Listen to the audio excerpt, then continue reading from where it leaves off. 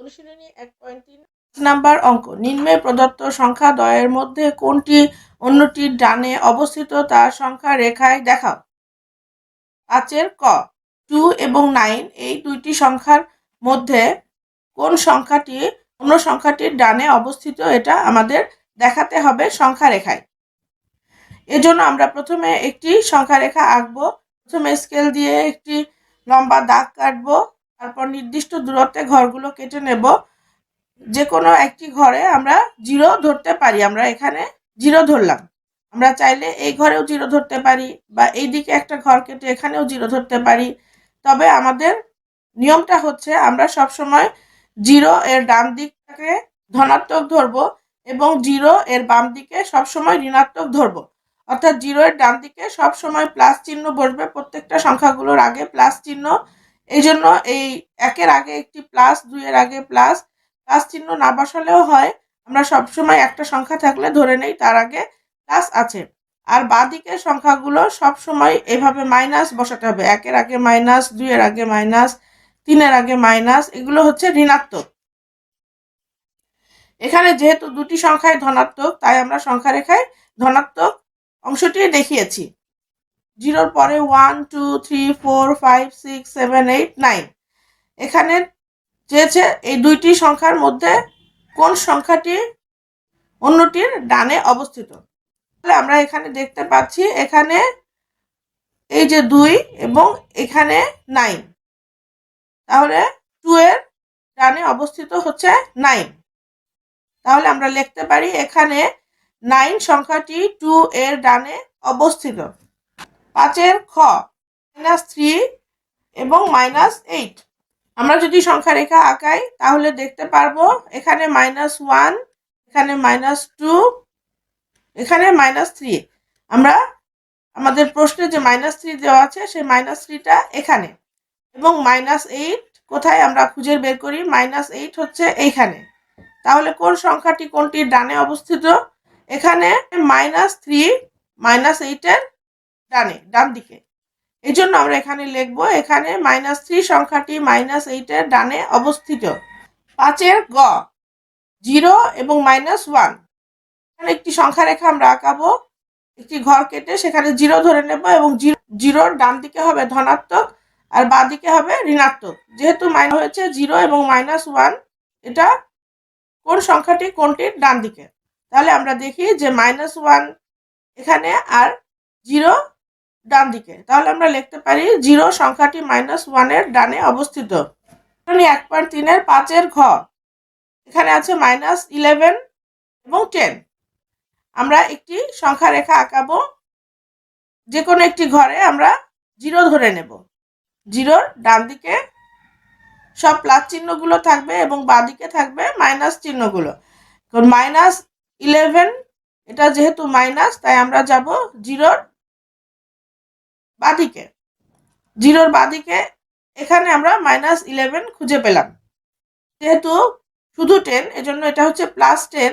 তাহলে আমরা যাব এই 0 ডান দিকে এইখানে +10। তাহলে এখানে +10 আর এখানে -11। কোন সংখ্যাটি ডানে? আমরা দেখতে পাচ্ছি +10 ডানে। অতএব এখানে আমরা লিখব এখানে 10 সংখ্যাটি -11 এর ডানে অবস্থিত। এর এখানে আছে -6 এবং +6। আমরা সংখ্যা রেখাটি আঁকাবো। যে কোনো একটি ঘরে 0 ধরে নেব। ডান দিকে প্লাস চিহ্নগুলো এবং বাঁ দিকে মাইনাস চিহ্নগুলো থাকবে। এখানে যেহেতু -6 এর 6 এর আগে মাইনাস আছে তাই আমরা 0 থেকে বাঁ দিকে যাব। বাঁ দিকে এখানে -6 এবং আরেকটি আছে +6। তাহলে আমরা 0 থেকে ডান দিকে যাব। ডান দিকে এখানে পেলাম +6। আমরা দেখতে পাচ্ছি +6 হচ্ছে ডানে অবস্থিত, -6 বাঁ দিকে। আমরা এখানে লিখব এখানে 6 সংখ্যাটি -6 এর ডানে অবস্থিত। 5 ছ নাম্বার এখানে আছে 1 এবং -10। আমরা ঠিক আগের মতো একটি সংখ্যা রেখা এঁকে নেব, তারপর নির্দিষ্ট দূরত্বে ঘরগুলো কেটে নেব। যে কোনো একটি ঘরে আমরা 0 ধরে নেব। আমরা 0 ডান দিকে সব ধনাত্মক এবং 0-র বাঁদিকে ঋণাত্মক। একটি সংখ্যা হচ্ছে 1 এবং 1 অর্থ +1, আর একটি সংখ্যা -10। তাহলে 0 থেকে আমরা যদি 1কে +1কে খুঁজি আগে, তাহলে যেহেতু +1 এই জন্য আমরা ডান দিকে যাব, এটা হচ্ছে +1। এবং -10 হচ্ছে 0 থেকে বাঁদিকে, এই যে -10। তাহলে আমরা দেখতে পাচ্ছি -10 বাঁদিকে এবং +1 ডান দিকে। তাহলে এখানে আমরা লিখব 1 সংখ্যাটি -10 এর ডান দিকে অবস্থিত। অনুশীলনী 3.1-এর 6 নম্বর অঙ্ক। নিম্নে প্রদত্ত সংখ্যা দ্বয়ের মধ্যবর্তী পূর্ণ সংখ্যাগুলো মানের ঊর্ধ্বক্রম অনুসারে লেখো। এখানে যে দুইটি সংখ্যা দেওয়া হয়েছে, এই দুইটি সংখ্যার মধ্যবর্তী সংখ্যাগুলোকে আমাদের মানের ঊর্ধ্বক্রম অনুসারে সাজিয়ে লিখতে হবে। এখানে আছে 6-এর ক আছে 0 এবং -7। সমাধান।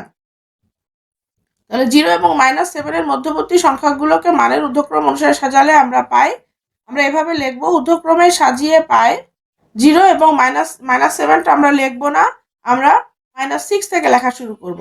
তাহলে -6 less than -5 less than -4 less than -3 less than -2 less than -1। -1 এর পরেই আসে 0। 0 এখানে দেওয়া আছে, তাই আমরা আর লিখব না। 0 এবং -7 এর মধ্যবর্তী সংখ্যাগুলো আমরা ঊর্ধ্বক্রমে সাজিয়ে এভাবে লিখব, কারণ -6 এর চেয়ে বড় হচ্ছে -5, -5 এর চেয়ে বড় -4। -6 এর চেয়ে -5 কেন বড় এবং -5 এর চেয়ে -4 কেন বড়, এটা আমরা আগে যে সংখ্যারেখা করেছিলাম সেই সংখ্যারেখায় দেখেছি যে এরকম সংখ্যারেখাটি এরকম থাকে। মাঝখানে যদি আমরা 0 বসাই, তাহলে বাঁ দিকে -1, -2, এইভাবে 3, 4। আমাদের মনে রাখতে হবে এই সংখ্যা রেখায় যে সংখ্যা যত বেশি বামে সেই সংখ্যাটি তত ছোট। আমরা দেখতে পাচ্ছি যে -4 সবচেয়ে বামে, তারপরে 3, -3, তারপরে -2, -1। আমরা যদি এভাবে আরো লিখতাম, এখানে আসতো -5, এখানে আসতো -6। এই জন্য 0 এবং -7 এর মধ্যবর্তী সংখ্যাগুলোর মধ্যে -6 হচ্ছে সবচেয়ে ছোট। -6 এর চেয়ে বড় হচ্ছে -5, -4, -3। আমরা দেখছি যে সংখ্যাটি যত বামে সেই সংখ্যাটি তত ছোট। এভাবে আমরা বুঝে নেব যে কোন সংখ্যাটি ছোট। বামের সংখ্যাগুলো সবসময় যে সংখ্যাটি যত বামে থাকবে সেই সংখ্যাটি তত ছোট হবে। এটা মনে রাখলে আমরা এই ঊর্ধ্বক্রম অনুসারে সাজাতে পারবো। 6-এর খ নাম্বার, -4 এবং 4 ঊর্ধ্বক্রম অনুসারে সাজিয়ে পাই। -4 এবং 4 এর মধ্যবর্তী সংখ্যাগুলোকে আমাদের ঊর্ধ্বক্রম অনুসারে সাজাতে হবে। এখানে আমরা প্রথমে লিখব ঊর্ধ্বক্রম অনুসারে সাজিয়ে পাই। এখানে যেহেতু -4 আছে, তাই আমরা -4 লিখব না।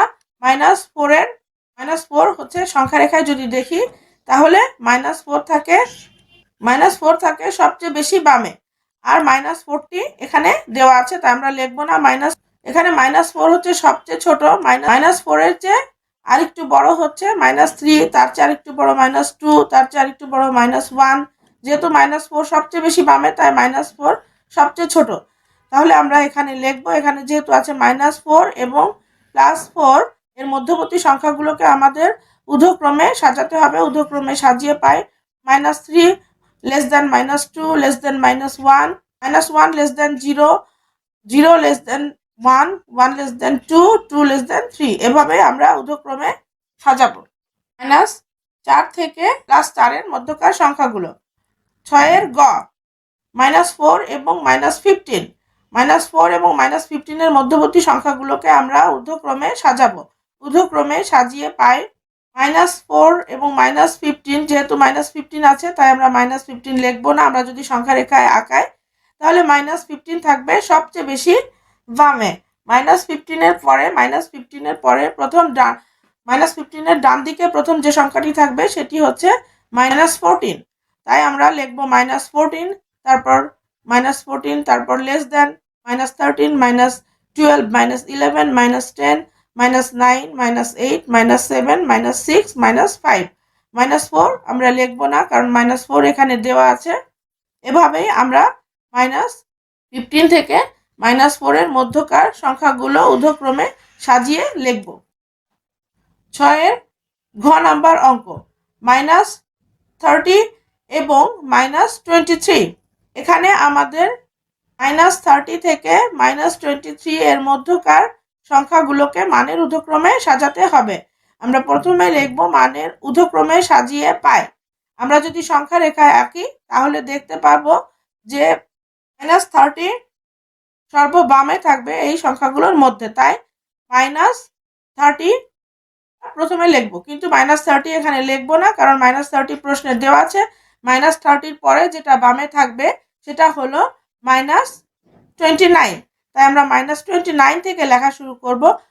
লিখব -29 less than -28 less than -27 less than -26 less than -25 less than -24। এরপরে আর লিখবো না, কারণ এরপরেই এসে যাবে -23। এটা প্রশ্নে দেওয়া আছে, এটা লিখবো না। -24 পর্যন্ত লিখে আমরা থেমে যাব। এভাবে আমরা ঊর্ধ্বক্রমে সাজাবো। -30 থেকে -23 এর মধ্যবর্তী সংখ্যাগুলো ঊর্ধ্বক্রমে এভাবে সাজাবো। অনুশীলনী 1.3 7 ক। -20 হতে বড় 4টি ধনাত্মক পূর্ণ সংখ্যা লেখো। -20 হতে বড় 4টি ধনাত্মক পূর্ণ সংখ্যা। যদি আমরা সংখ্যা রেখা আঁকাই তাহলে আমরা দেখব যে -20 পর্যন্ত ধরে যদি আমরা আঁকাই তাহলে দেখব যে সর্ববামে থাকে -20, তারপর ডান দিকে থাকবে -19, তারপর থাকবে -18। যত ডান দিকে যেতে থাকবো আমরা এইভাবে পাবো -18 এর পরে -17 -16 এইভাবে পেতে থাকবো। সর্ববামে থাকবে -20।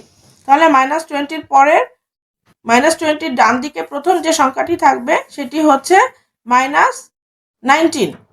যেহেতু এখানে -20 হতে বড় 4টি ঋণাত্মক পূর্ণ সংখ্যা চেয়েছে, অর্থাৎ সংখ্যাগুলো ঋণাত্মক হতে হবে কিন্তু -20 হতে বড় হতে হবে, এই জন্য আমরা লিখব -19, তারপর -18 -17 এবং -16। এই 4টি সংখ্যা আমাদের হয়ে গেল।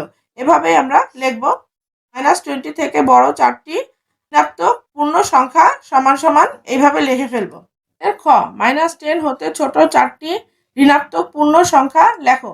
-10 হতে ছোট 4টি ঋণাত্মক পূর্ণ সংখ্যা আমাদের লিখতে হবে। এখানে আমরা লিখব -10 হতে ছোট 4টি ঋণাত্মক পূর্ণ সংখ্যা -11 -12 -13 -14। আমরা কিভাবে বুঝবো যে -10 এর থেকে -11 -12 -13 -14 ছোট? আমরা যদি সংখ্যা রেখাটি খেয়াল করি তাহলে দেখব 0 এর বাঁদিকে হচ্ছে ঋণাত্মক সংখ্যাগুলো।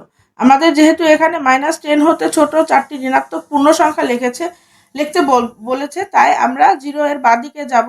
0 এর বাঁদিকে গেলে আমরা দেখি প্রথমে -1, তারপরে -2 -3 -4 5 6 7 -8 -9 -10। এই যে -10, আমাদের এই -10 হতে ছোট 4টি ঋণাত্মক সংখ্যা লিখতে বলেছে। -10 হতে ছোট 4টি ঋণাত্মক সংখ্যা আমরা পাই -11 -12 -13 -14। এই 4টি সংখ্যা -10 এর থেকে ছোট কেন?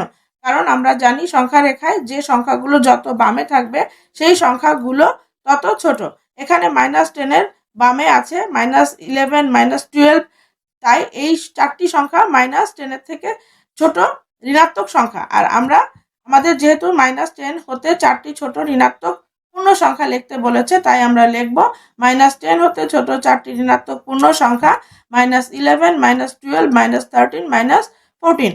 এটা হচ্ছে আমাদের অঙ্ক। এই সংখ্যা রেখাটা আমি আঁকিয়েছি আপনাদের বোঝানোর জন্য। এই সংখ্যা রেখাটা এখানে আঁকতে হবে না। 7 গ, এখানে বলছে -10 ও -5 এর মধ্যবর্তী 4টি ঋণাত্মক পূর্ণ সংখ্যা লেখো। তাহলে আমরা সংখ্যা রেখাটি এঁকে দেখি যে -10 এবং -5 এর মধ্যবর্তী 4টি ঋণাত্মক পূর্ণ সংখ্যা কোনগুলো। আমরা যদি একটি সংখ্যা রেখা খেয়াল করি দেখব যে আমরা যে ঘরটিতে 0 ধরেছি তার বাঁদিকে সবগুলো ঋণাত্মক সংখ্যা বসবে। তাহলে এখানে যেহেতু আছে -10 ও -5 এর মধ্যবর্তী 4টি ঋণাত্মক পূর্ণ সংখ্যা লিখতে হবে, এজন্য আমরা 0 থেকে বাঁদিকে যাব। বাঁদিকে গেলে আমরা দেখতে পাই এইখানে আছে -5, এবং -10 আছে এখানে। তাহলে আমাদের লিখতে বলা হয়েছে -5 এবং -10 এর মধ্যবর্তী 4টি ঋণাত্মক সংখ্যা। তাহলে -5 ও -10 এর মধ্যবর্তী 4টি ঋণাত্মক সংখ্যা আমরা পেলাম এগুলো। এজন্য আমরা লিখে নেব -10 ও -5 এর মধ্যবর্তী 4টি ঋণাত্মক পূর্ণ সংখ্যা হচ্ছে -9, -8, -7, -6। সেটাই আমরা এখানে লিখেছি। আমরা সংখ্যা রেখাটি অঙ্কের মধ্যে আঁকাবো না, এইভাবে আমরা অঙ্কটি করব। অনুশীলনী 3.1 8 নম্বর অঙ্ক। নিচের বাক্যগুলোর পাশে সত্য হলে স এবং মিথ্যা হলে মি লেখো। মিথ্যা হলে বাক্যটি শুদ্ধ করো। 8 ক, সংখ্যা রেখায় -10 এর ডানে -8। আমরা সংখ্যা রেখায় কি দেখেছি? -10 বেশি ডানে নাকি -8 বেশি ডানে থাকবে? আমরা যদি সংখ্যা রেখাটি খেয়াল করি, যে ঘরটিতে আমরা 0 ধরবো, যেহেতু এখানে -10 এবং -8 আছে, তাহলে আমরা 0 এর বাঁদিকে যাব। বাঁদিকে আমরা -8 কে কোথায় পাই? বাঁদিকে এখানে আমরা পেলাম -8 এবং বাঁদিকে -10 কে আমরা পেয়েছি এখানে। এখানে লেখা আছে সংখ্যা রেখায় -10 এর ডানে -8। সংখ্যা রেখায় -10 এখানে এর ডানে, -8 -10 এর ডান দিকেই আছে, তাই এটা সত্য। আমরা এখানে স লিখব। এবার 8 খ নাম্বার, সংখ্যা রেখায় -60 এর ডানে -70। আমরা জানি সংখ্যা রেখায় -60 এর ডানে -70 হয় না, -70 বাঁ দিকে হয় এবং 60 হয় ডান দিকে, অর্থাৎ কথাটি হবে এমন -70 এর ডানে -60, তাই এটা মিথ্যা। আমরা লিখব মিথ্যা এবং শুদ্ধ বাক্য করে দেব সংখ্যা রেখায় -60 এর বামে হচ্ছে -70।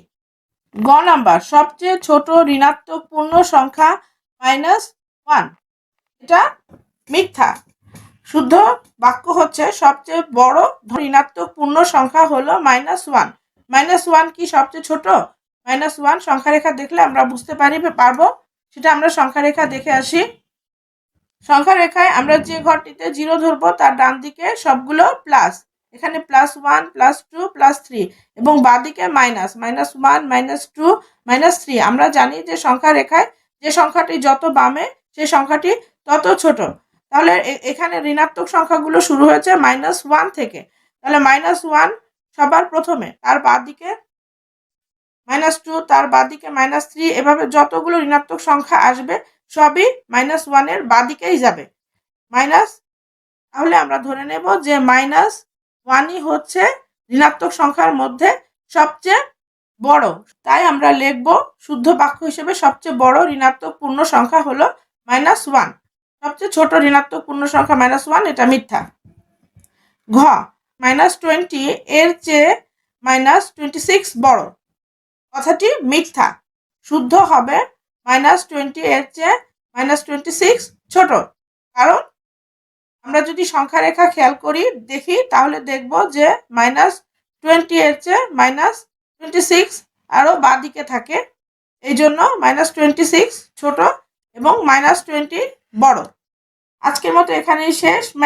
ক্লাস 6 ম্যাথ, বীজগণিত, পাটিগণিত, জ্যামিতি এবং সম্পূর্ণ অনুশীলনীর সমাধান প্লেলিস্ট লিঙ্কগুলো ডেসক্রিপশন বক্সে সাজানো রয়েছে। লিঙ্কগুলোতে ক্লিক করে আপনারা প্রয়োজনীয় পৃষ্ঠা বা অনুশীলনীর সমাধান দেখে নিতে পারেন। আল্লাহ হাফেজ।